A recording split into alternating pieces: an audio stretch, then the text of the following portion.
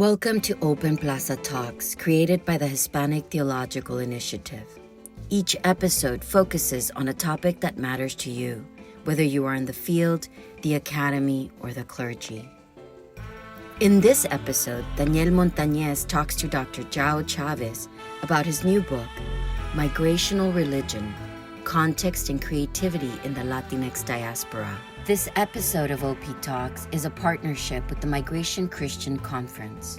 For more information about today's talk, go to htiopenplaza.org. Good evening, everybody. Welcome to this very special book launch webinar and podcast hosted by Mygration Christian Conference and the HTI Open Plaza podcast. My name is Daniel Montañez, and I'm the founder and director of Mygration Christian Conference, a ministry that seeks to explore God's heart through stories of migration. This webinar is also being hosted and recorded by HTI Open Plaza, an online blog, podcast, and platform through the Hispanic Theological Initiative. So we're very excited to have this collaboration today to gather around our beloved brother, Dr. João Chaves, who is the Assistant Director of Programming of the Hispanic Theological Initiative and author of the new book, Migrational Religion, Context and Creativity in the Latinx Diaspora. So we're here today to celebrate João in this new resource that he's provided for the Academy and for the Church. So João, I'll go ahead and pass it to you for a second just to give a brief welcome, maybe introduce yourself and show a little bit about yourself. So. Well, thank you. Hi, everyone. Good evening. Thank you for showing up, for giving some of your valuable time here for this conversation. I am João Chaves, as Daniel said. Very thankful for being here, for the Mygration Christian Conference, for putting this together, and for the folks at Open Plaza to be here as well. Recording this may hopefully become a resource for people who can hear it or watch it later. So I'm João Chaves, native of Brazil. I have my degrees in theology from Brazil, and here I did my PhD, my master's and a PhD at Baylor's Religion Department, Baylor University Religion Department in Waco. I'm trained as a historian of world Christianity primarily. I am interested in theological conversations, but my training is in history of the church in Latin America, especially in the 20th century. But I also did some work in the U.S., history of the church in the U.S., especially again 20th and 21st century. And my interest, and I'll talk a little bit more about this later. My research interest has been primarily Latin American U.S. relations within evangelical religious networks, particularly Brazil and the U.S. And this book is part of a larger project that deals with those relationships and those networks. So I am Assistant Director for Programming, and as Daniel said, at the Hispanic Theological Initiative. I am an HTI graduate. Wouldn't have not graduated if it wasn't for the wonderful support that HTI provided, and now I get to have the honor of also being part of the folks that provide that support. And in addition to that, I am a co-director for the Baptist Scholars International Roundtable, which is a conference that meets at Christ Church, Oxford, every year. And I am a co-editor of Perspectivas, and I am on the editorial board of Perspectives in Religious Studies, which is the journal of the National Association of Baptist Professors of Religion. And also I am the chair of the Latinx Religions session at the AAR, the Southwest region. So I get to wear the administrative and the academic hats in different settings, and I'm really pleased to do that. And I do that with the help of a lot of wonderful folks. So happy to be here and looking forward to our conversation. João, why don't you share with us a little bit about your book? Well, thank you, Daniel. Yeah, so this book, like I was saying a minute ago, It's a part of a larger project, and it's an extension actually of a portion of what was a doctoral dissertation at one point. And what I did with my dissertation, I traced U.S., Brazil, evangelical networks, paying particular attention to Baptists. So I started with kind of from the Southern Baptist missions to Brazil, which really starts in Confederate colonies when the South lost the war. A number, thousands of former Confederates fled to Brazil. And this is how Baptist missions, or at least the sustainable phase of Baptist missions, began in Brazil. So this is what I started, and I followed that group of missionaries and local kind of networks. And then from Brazil, it becomes kind of a beachhead of missions that goes to, in 1908, Brazil starts sending missionaries to Chile, and then 1911 to Portugal, and it starts growing. All of this commanded by the Southern Baptist Convention. And then in the 1980s, the Brazilian Baptist Convention starts sending missionaries to the United States, particularly to New Jersey and to California, to reach colonies of Portuguese migrants. Portugal and the Azores are coming again in a second mass wave of migration to the East Coast and to California. And the Southern Baptist Convention asks the Brazilian Baptist Convention to send Brazilian missionaries to start doing work in these colonies. But then at the same time, Brazil is going through a tough economic crisis, and a lot of Brazilians are coming to this similar places, to the East Coast, particularly Massachusetts and New Jersey and New York, and to California as well. And these missionaries who come to first try to reach the Portuguese, they notice that there are growing enclaves of Brazilian immigrant communities, and they start forming these churches. So I follow also the history of these churches until in about 2016. And not only I did archival history in these churches, where I went to look at church minutes in about 11 churches across the US, and did some ethnographic work in churches in California, New Jersey, Florida, Massachusetts, New York, for about 6 years. I did that work.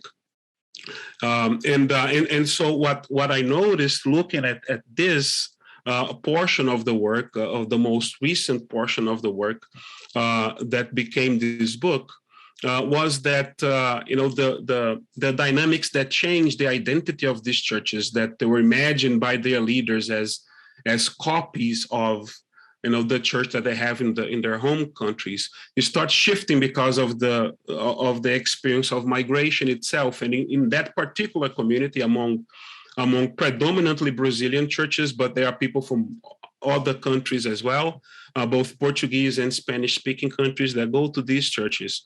The struggles within that community particularly was tension with the Southern Baptist Convention, to which these churches become affiliated here in the US. The issue of undocumented immigrants, which comprised about 70% on average in these churches, that kind of changed the way in which these churches do ministry.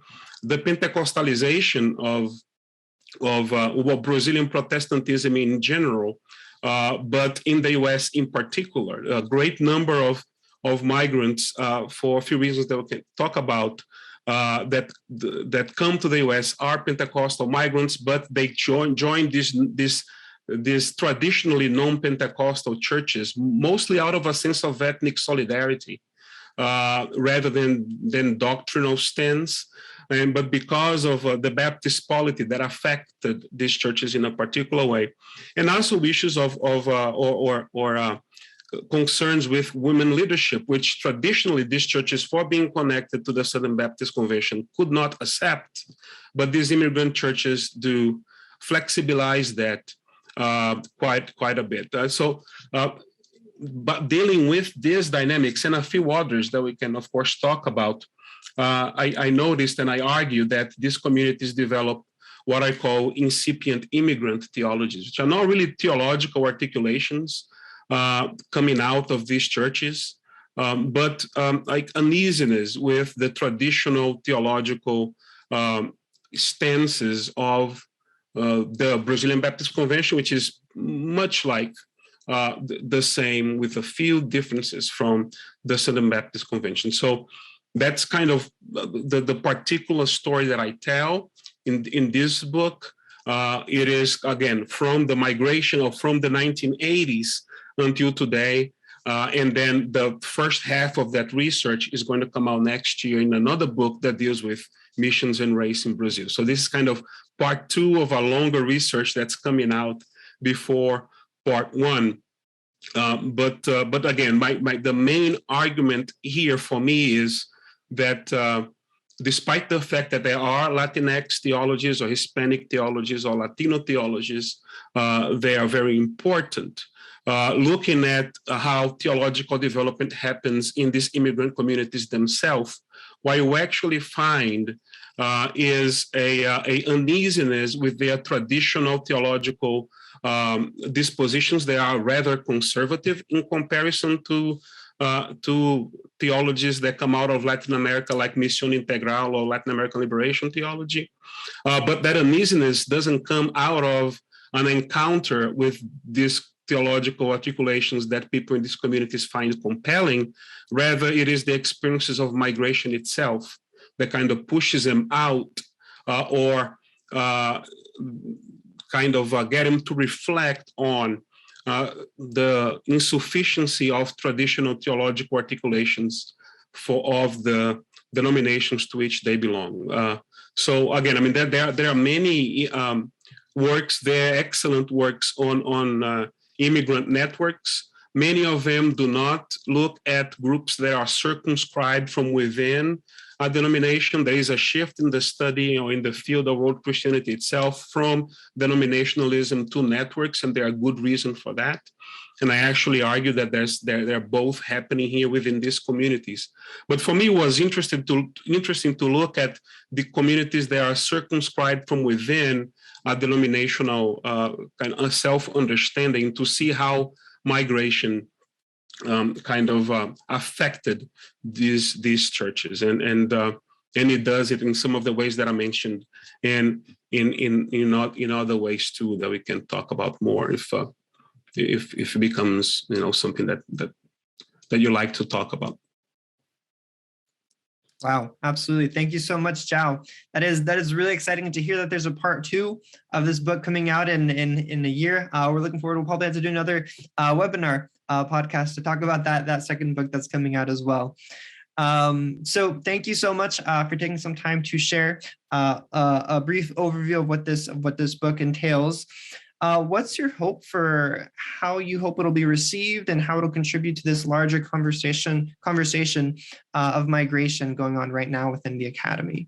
Well, thank you. Yeah, that's a good question. I mean, I hope it will be received well, right? But what that means to me, I think that again, a lot of works that have been done, including one of one of my readers of my dissertation, Philip Jenkins, who does world Christianity within a frame that I call a macro level frame, looking at regions, and making this like large sweep of kind of Latin America and Africa, and seeing how world Christianity develops within that bird's eye view.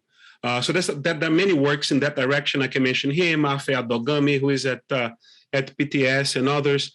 And then there are also many within this literature of world Christianity, which I hope to engage, the literature or the field that I hope to engage the most.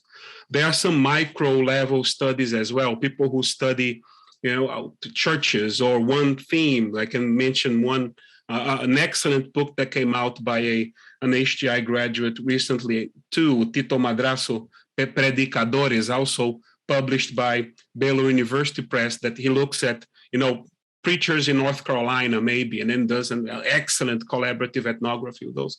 But what I call a meso-level studies, there aren't many of those, in which you kind of still limit, the group that you're studying here. The limit is what the Southern Baptist Conventions and their Brazilian siblings, as I call in the book, provides the kind of boundaries of the groups that I'm looking at. But I'm also looking at this in between, countries and languages and decades. So I'm trying to bridge here in between these two kind of two sides of a spectrum of the literature of world Christianity as it deals with migration and religion and the changes in the landscape of Christianity as it relates to, again, the West and the global South. And here, I try to be kind of in the middle of these two, what I see as ends of the spectrum. Again, one, I think of Daniel Robert and Afia Dagami and my own mentor or reader in my committee, Philip Jenkins, who do these broad macro studies, and others that do micro studies. I'm trying to thread the middle here, and I haven't seen lots of work within world Christianity that does that, especially as it relates to the U.S. Latin American relations. Another hope of mine is that more works in world Christianity looking at Latin America come out. It's a lot of work that come out in that particular field, and conversations deal with Africa and in Asia. Latin America has received comparative less attention in that regard. So those are kind of the major disciplinary interventions or conversations that I hope to enter. But also, and I think this comes out in the trajectory of what I hope to be, the part one of this research that's coming up. But I think it dovetails well here. Is also a look at this Latin American evangelicalism that I hope this provides. And this language of Latin American evangelicalism doesn't appear here very prominently, but it is there in the background. And part of the intervention that I hope to provide there, that this book kind of initiates, but the next one really tackles, is what I think that scholars or historians of evangelicalism in the U.S. have made a sharp distinction between evangelicalism or evangelical and evangelicals. I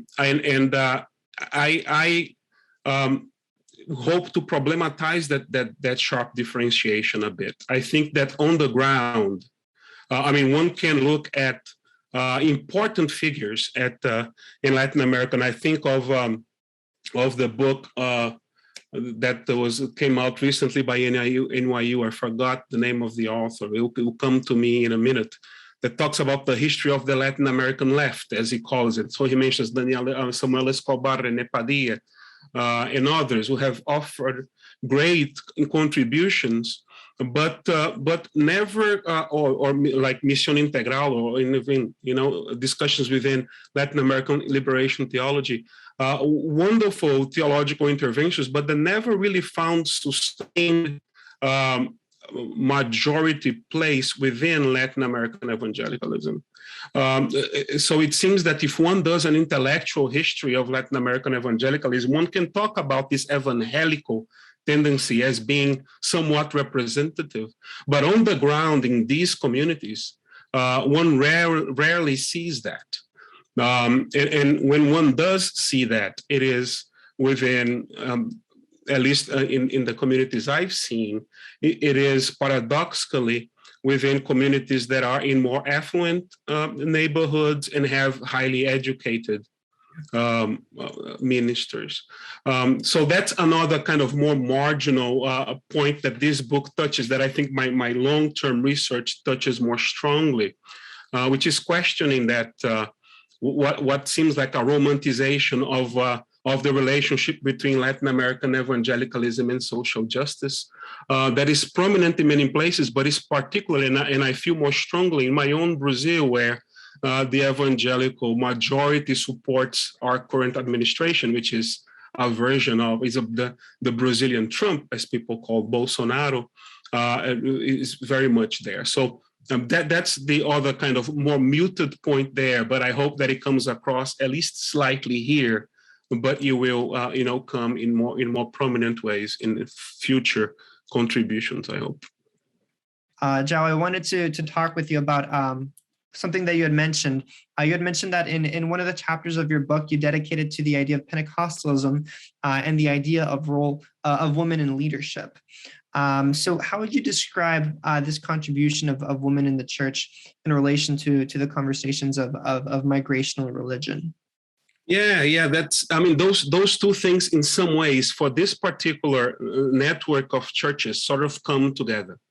And it was very interesting. So one of the things that I also did that perhaps I should have mentioned before, I also was invited to be a part of the associations of Brazilian Baptist pastors in North America, which unites Brazilian pastors. They are pastoring Brazilian churches in the U.S. and Canada, so they meet every year, and sort of have their own what I call ethnic denominationalism. So they still work officially with the Southern Baptist Convention, but they have their own ethnic association that kinds of flies under their radar in some ways of that, and that allows them to do some things that their official denominations wouldn't. One of them being the Ordination of Women, which when I was finishing the book, the last meeting I went to was actually in 2017. There were already many ordained women in these churches, but their denominations, wouldn't approve of. And part of what happens here, and then as I write the book, I quote, the interviews that I made with pastors. I made interviews about 23 pastors in these churches, and part of that prominence in woman leadership here is because, again, the majority of immigrants who go to these churches come from a Pentecostal background, where the resistance against the ordination of women is not as prominent as it is within Southern Baptist churches, and they feel pressured to do that, partially because of that, but also because here, in conversation with these leaders and some women leaders as well, the impression is that women here have more financial independence, and they lead the church in ways that does not operate in the same way in their home countries.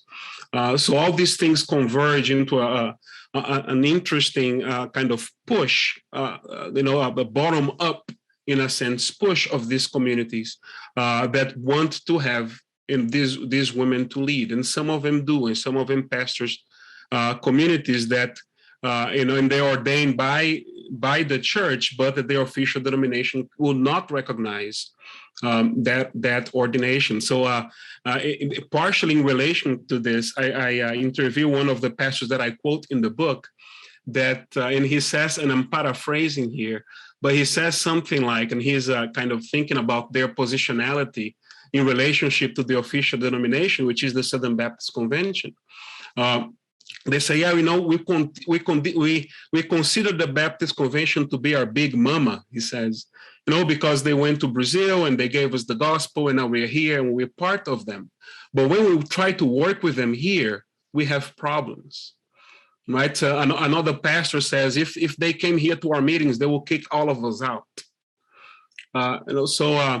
So it's very interesting, the role of women's leadership within this group in particular, because it runs against the way in which the Brazilian Baptist Convention operates in Brazil, and the Brazilian Baptist Convention leaves the issue of the ordination of women under the authority of its the Association of Local Pastors, so it's a state matter there. but it's not uncontroversial. And then here, the Southern Baptist Convention very much prohibits that. But these churches do not obey that. And it's very interesting when you interview pastors who have been here for longer. They tend to be more open to that. But pastors who just arrived, there's something else that I did that I interview leaders who had just arrived, leaders who were here for not too long, and leaders who were here for 2 decades or more. And one can see the trajectory there. Some of the pastors who just arrived, they would be shocked by the place where the pastors who have been here for longer are. They will notice a move towards being more what they would call more liberal.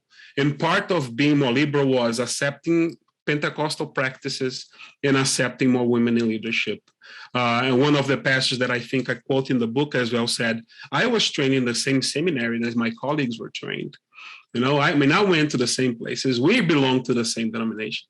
When I come here and I find this very different thing, right? And the point that I'm trying to make there is to show that in all of these issues here, being okay with undocumented immigrants. Now, for example, there are pastors who, when they came in, they called the immigration. Pastor told me, sitting in his office, I called the immigration officer. I was in crisis. What do I do? And the immigration officer told me, oh, you pastor your sheep and let us do, you're not an immigration agent. And then he goes all the way to saying, I don't believe in borders today anymore. I do not believe in borders, and I want people come, we'll pastor them the same way. So in all of these issues, the issue of undocumented workers, the point of women's leadership and accepting Pentecostal practice, I think one could see, and I hope I demonstrated quite via interview and the history that I tell as well, that it is a function not of being exposed to new theological texts, as much as it is to pastoring people who go through a very particular set of experiences that relate to their journey as migrants.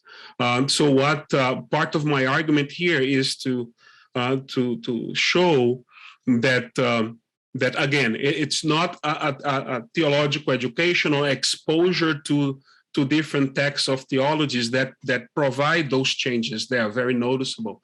But it is just day-to-day pastoral practices on the ground with undocumented immigrants and people from different denominations, especially Pentecostal and Neo-Pentecostal ones, who comes to these churches and start challenging these leaders.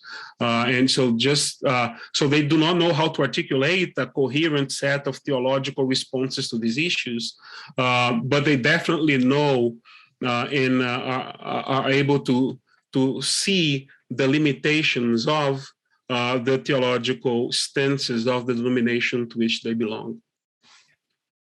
Fascinating. Thank you so much. I find it even particularly interesting how, when you were sharing just this idea of like kind of the reverse evangelization that is taking place from Latin America into the United States, and how that begins to bring up a whole new set of questions and begins to influence those host denominations in particular ways, and in some ways problematize some of their original core doctrines and beliefs. I think when you're talking about the undocumented component of it, I know that in some Pentecostal denominations, there's one of the debates that is happening is whether or not an undocumented pastor can be ordained.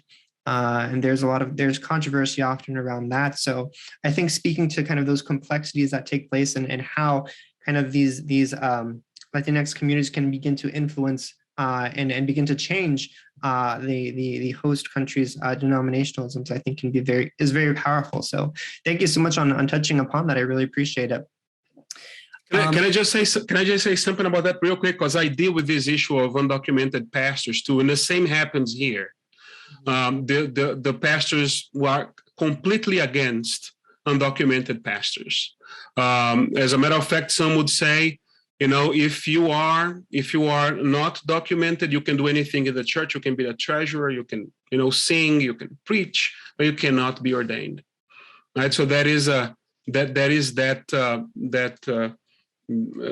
kind of mentality is very much present there, very explicitly present there. They will not, at least none of the pastors that I interviewed, and I asked every one of them that, would be comfortable with undocumented ordained pastors. That they would not want.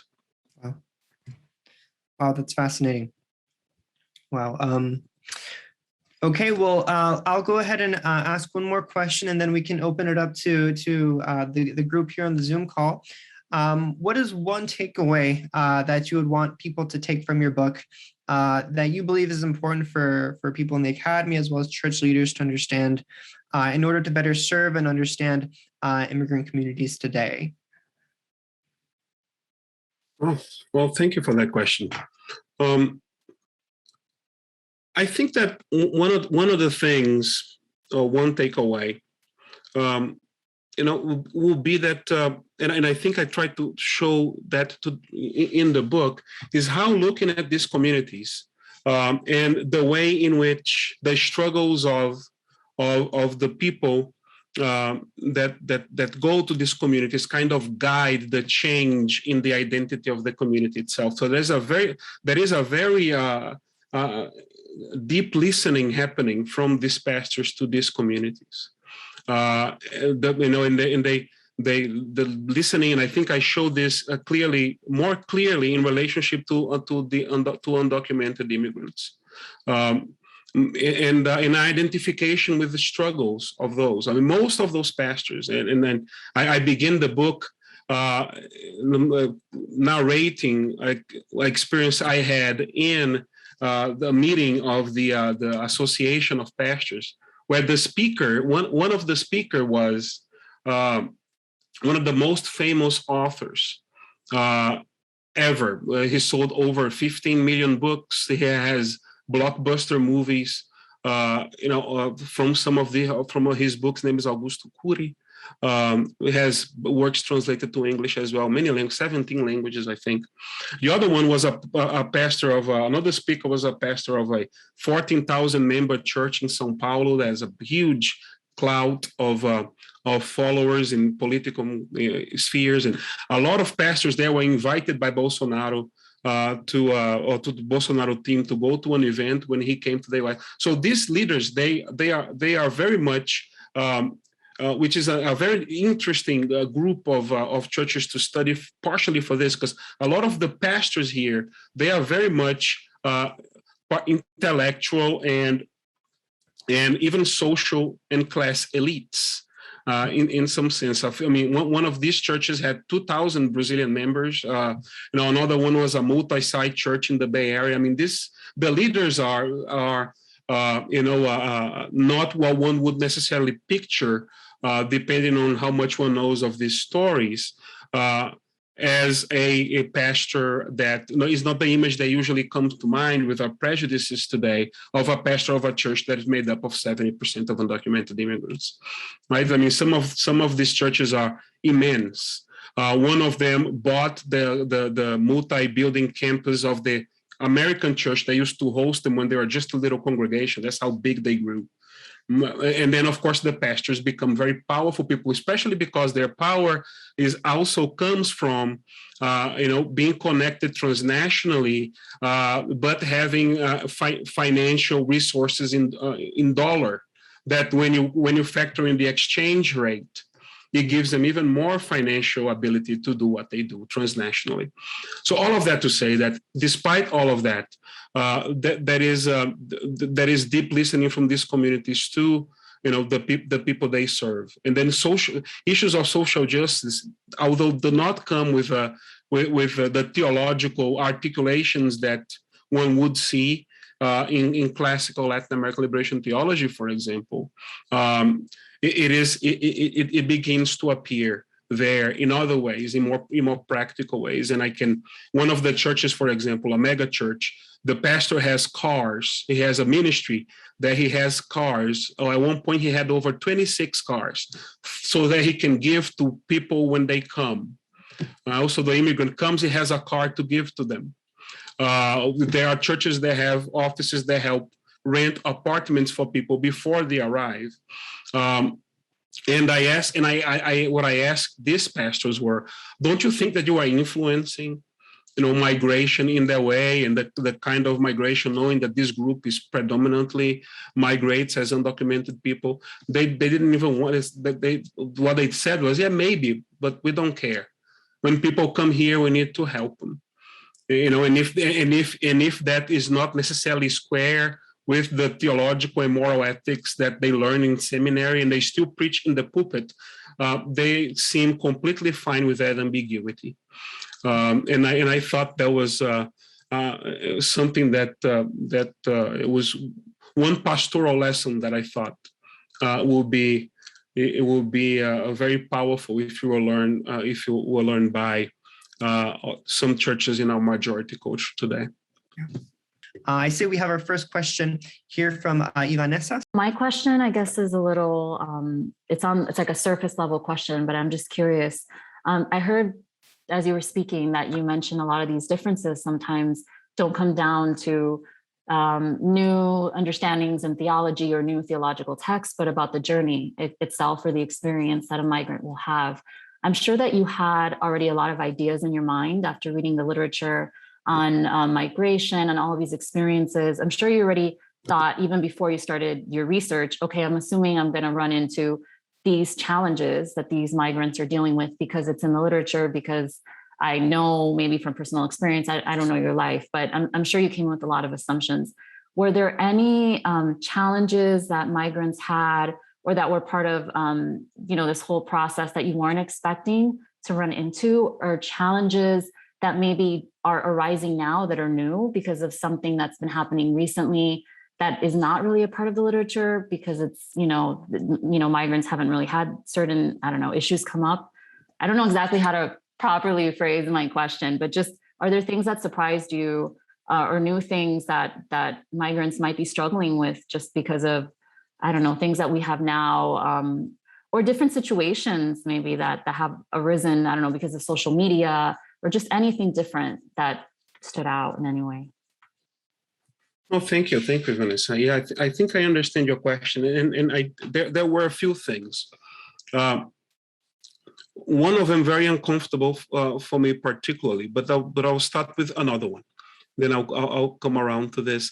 But one of the things that surprised me was not as much a struggle, but often undocumented immigrants are associated with poverty for several reasons, and I understand that association is very much valid. But in the churches I looked at, a lot of, and I mentioned this in the book, a lot of the undocumented immigrants that we saw actually were very successful business owners.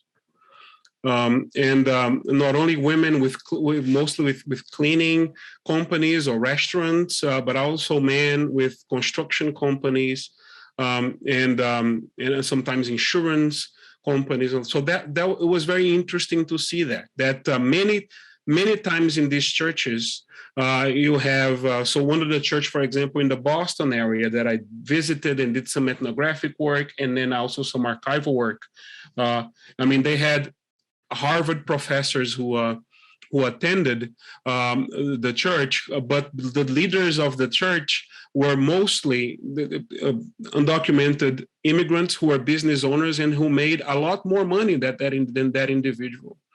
Dynamics like that were very common, and I think that might be a side of the undocumented experience that either is not very commonly encountered, or if it is not very commonly documented. Usually, from what I've read, the focus is on other aspects of that, and that was one thing. The other surprising thing I saw was how. And this is the uncomfortable part for me as a Brazilian man myself doing this research, is how ethnocentric the Brazilians are in relationship to what I call in the book other Hispanics or other Latinos. Actually, there's a very big section in chapter 5 that I offer what I hope is some sharp criticism of that tendency. And that is, again, in the literature, there is a few reasons for that I confirmed in some of these communities, and not in others. And what I say in the book is that part of this is what I call the self-romanticization of Brazilians, that is based on the fact that although Brazilians are, and I argue why in the book, technically Latinx or even Hispanics, depending on the definition that one uses, and I actually quote Dr. Aponte, who's here, his work a bit on that.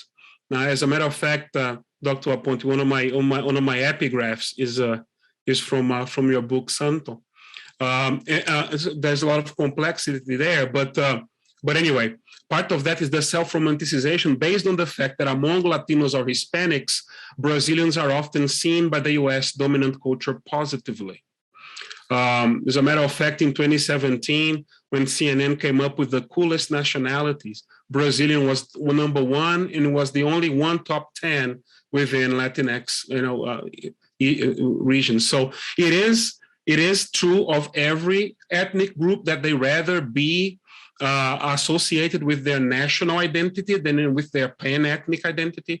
So in that sense, Brazilians and Mexicans and Panamanians kind of follow the same trajectory.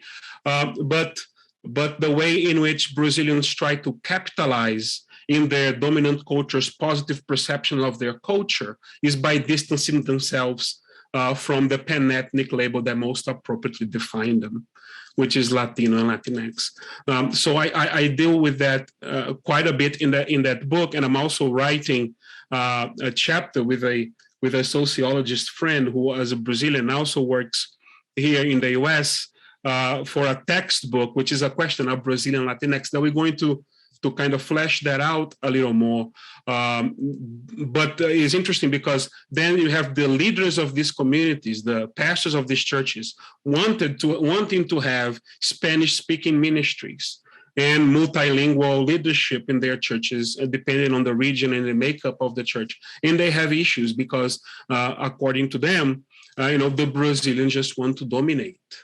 And there's an issue for their leadership. And the Brazilian government now, during this census, has influenced Brazilians living in the US to check the Latino box. Right, so there's a lot of move towards teaching, Brazilians and Brazilian Americans to kind of incorporate pan-ethnic identities more freely. It is the identity into which they are socialized, whether they like it or not.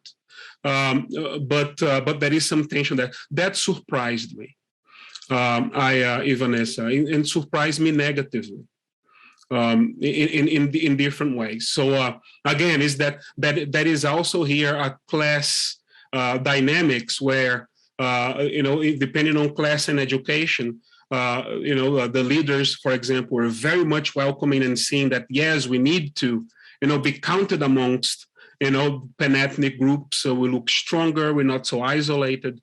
But then there are also the people in the pew who are mostly saying, we just want to be Brazilians, and we do not want to associate with pan-ethnic terms for different reasons. But what I say in Brazil is that, or what I say in the book is that Brazil is also a white supremacist country, right? We just consider who is white and who is not a little bit differently. It's more about phenotype than it is about ancestry. So these immigrants come here already being socialized into a white supremacist country, and they notice that it is socially advantageous for them, to try to incorporate, the new form of white supremacy, with which they encounter here, because it benefits them. It is beneficial for Brazilians to be just Brazilians, and they notice that. And what they don't notice is that by capitalizing on that, they are buying into the illusion of superiority that white supremacy teaches them. And that's the kind of criticism that I try to offer. Thank you, Ivanessa, for your question. Thank you. Okay, I see we have one here from Ricardo Scott.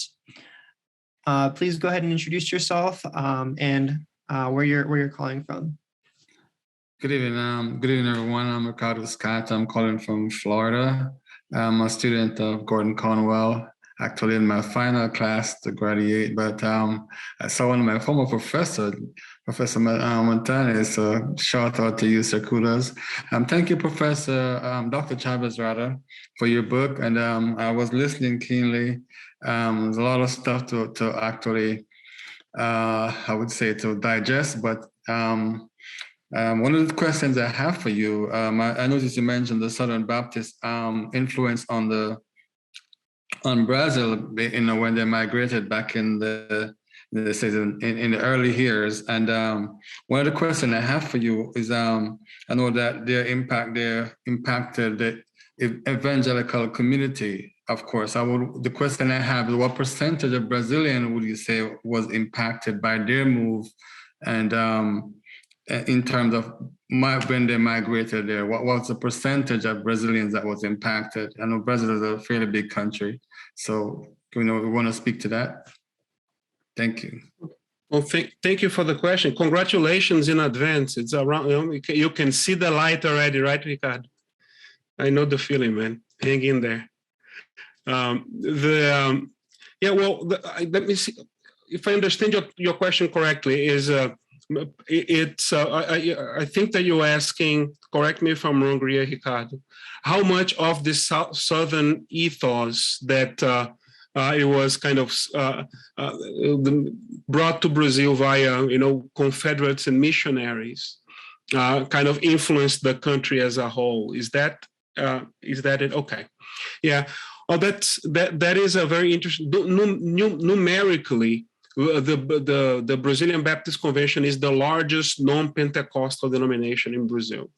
But the largest denominations in Brazil are Pentecostal, right? So the Assemblies of God, it's primarily the largest one, but there is a lot of influence for a few reasons that Baptists influenced the country as a whole. First, and here I'll put my historian hat for a minute, Gilberto Freire, one of the most famous theorists of mestizaje in a way,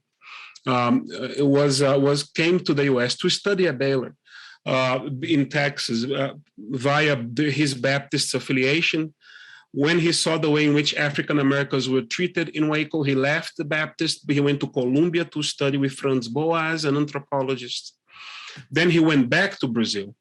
But when he went back to Brazil, because he had that experience in the South, he thought of Brazil as a racial democracy and developed an idea of the solution of the racial problem in Brazil as being done via miscegenation, right? So in a way, via the diluting of the African roots of Brazil.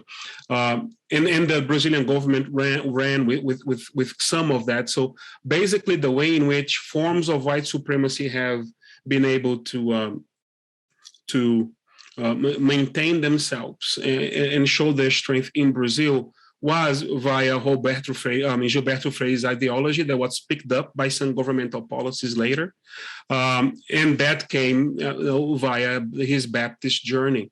And I'll mention just another point, and there's a very good new book by a historian at UCSB, Benjamin Cowan, called Moral Majorities Across the Americas, in which he points to primarily Baptists in Assemblies of God pastors during the dictatorship in Brazil in the 60s, which was, by the way, an American-sponsored dictatorships that Protestants really bought into and missionaries really liked.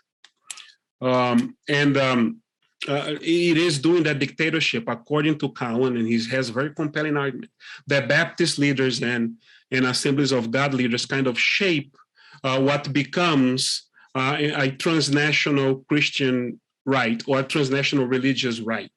That happens, in Brazil now with Bolsonaro, in the US within the Capitol riots. He connect those two countries and these two right-wing dispositions, and Baptist leaders are key, and missionaries as well, are key to that development in partnership, sometimes more explicit, sometimes less, with the dictatorship. One example of this is that, and he mentions these examples, the two Baptist leaders who were presidents of the Baptist World Alliance, João Chaves and Nilson Fanini.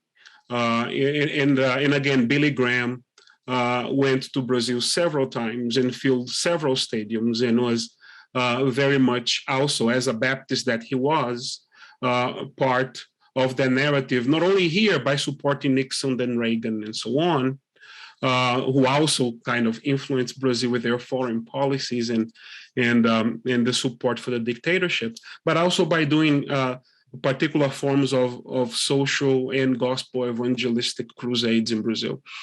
So we have all these Baptist networks working, and Brazilian Baptist leaders are key to that. So even though numerically the Brazilian Baptist Convention doesn't have the same number that some the Pentecostal denominations have today, their presence shaped in very important aspects of the development of the countries, the whole country's history, from national racial imagination via Gilberto Freire's influence to the creation of the religious right that we now have manifested most clearly in Bolsonaro. But also via these partnerships, these transnational partnerships with the US, influencing the way in which the religious right develops in the US itself. So there are a lot of connections to be made here in relationship to that. But again, that is a topic that I do a little more in the other more historical book.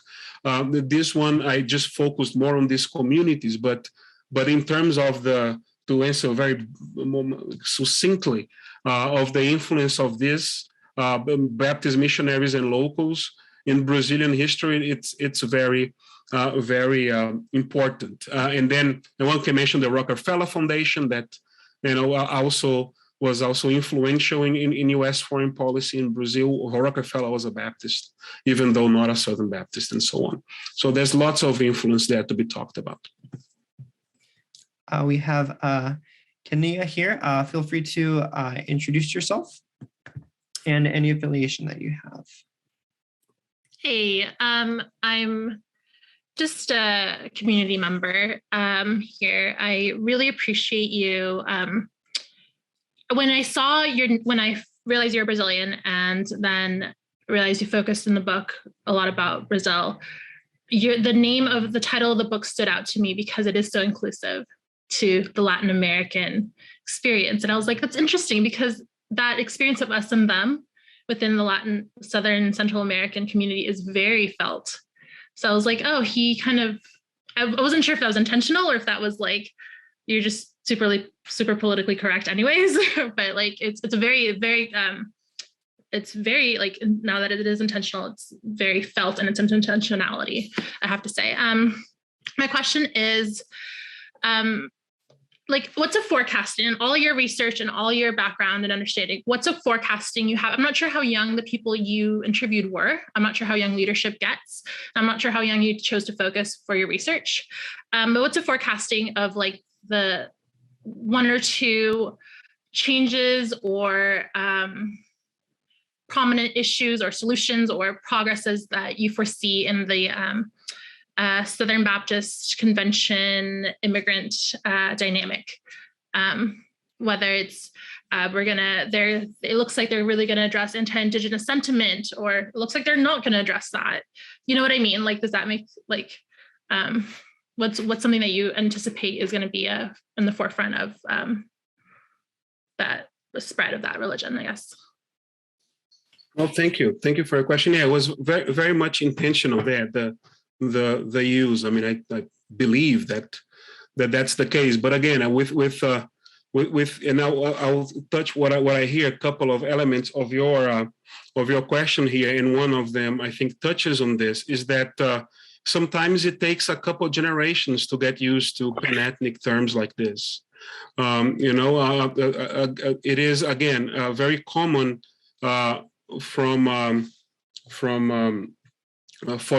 groups or immigrant groups, first generation primarily, to feel a lot more comfortable, even sometimes very protective of their national identity, rather than a pan-ethnic term like Latinx and so on and so forth. So I mean, I think that we're moving in that direction, but there is resistance from of this term, particularly even from people who consider themselves Hispanics. I mean, is a charged terminology sometimes, but I do think that is the place where Brazilians and all Latin Americans fit when they are here in the U.S., especially.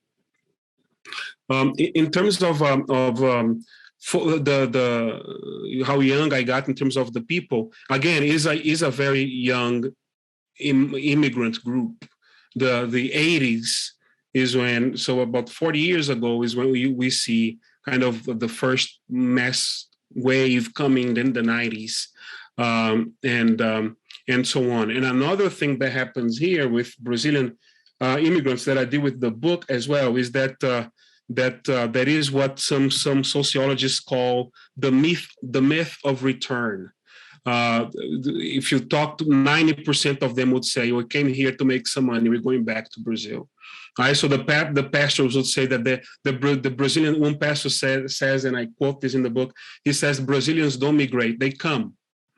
They really don't think that they're going to be here to stay. And it's called by sociologists the myth of return, is that many Brazilian immigrants keep on telling them to themselves, I'm going to go back, I'm going to go back, I'm going to go back. But many of them really never go back, but they keep on saying that they're going to go back. But that idea that, that I need to go back home is very much there. And some of them do. So in terms of transition to the new generation, that is a question that these pastors are asking themselves now. And I do a little bit of with the church. Some pastors would say, well, if what we have to offer is not the maintenance of ethnic identity, then why would our youth come here and not to Hillsong across the street? They're much better than we are. They have better songs, they have better buildings. So if what we have to offer in terms of differentiation in the religious market is not our language and our food, and and our music and our dance, then what kind of competitive advantage? They don't use that language, but but what kind of competitive advantage we offer in terms of it is the main. So there is a debate. They are transitioning to English. What is that going to do with our community? The waves of migration because of COVID now, but before because of the economic crisis in the US in 2008 diminishes. Then how are we going to address this? Those are all questions that they are asking on the ground and trying to come up with answers about that. But that is not the perspective of the Southern Baptist Convention, which touches on the other element of your question. From the perspective of the Southern Baptist Convention, we just saw 6 seminary presidents sign a statement saying that critical race theory, it's against their confession of faith. We see one of these presidents, the most famous one, Al Mohler, supporting, doing right before the election, supporting the president, the former administration, Trump's administration. We see. I mean, I do not see, when I look at the Southern Baptist Convention, and I think that came out already before Trump, because I started this research before that.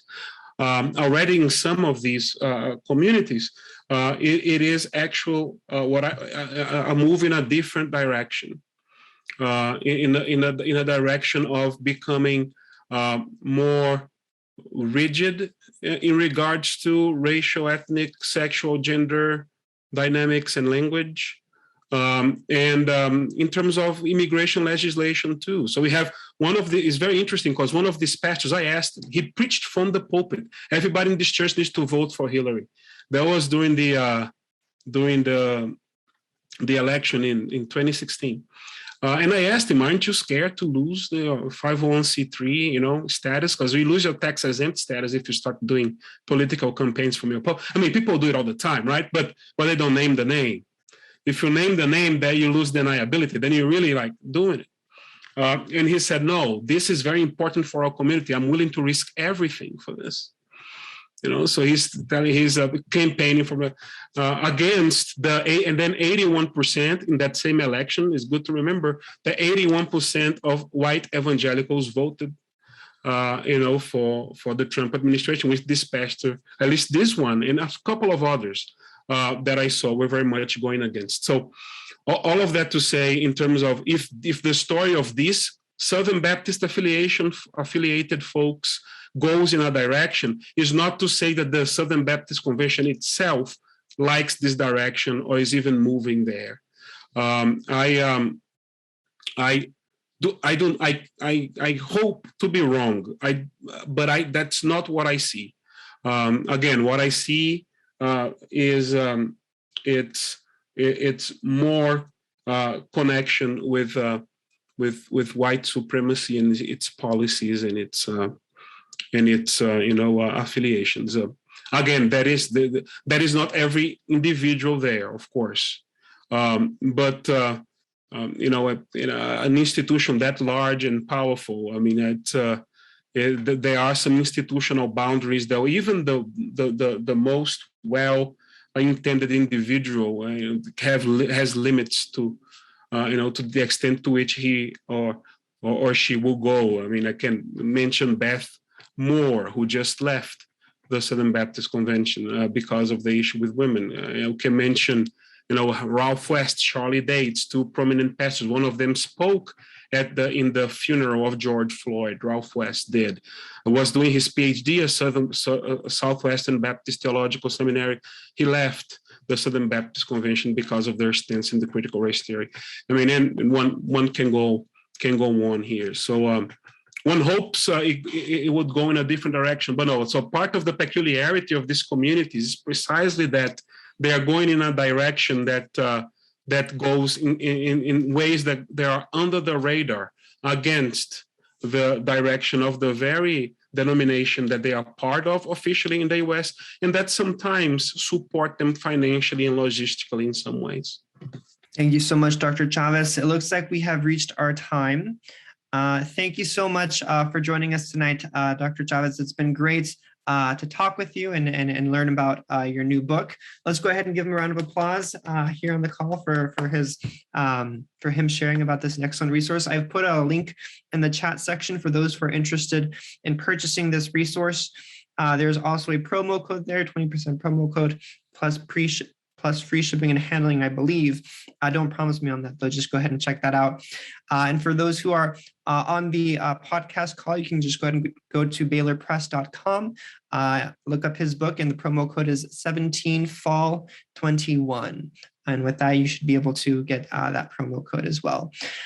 So on behalf of Mygration Christian Conference and the HTI Open Plaza, thank you all for tuning in and listening. This concludes our webinar. It's been so great to have each and every one of you here.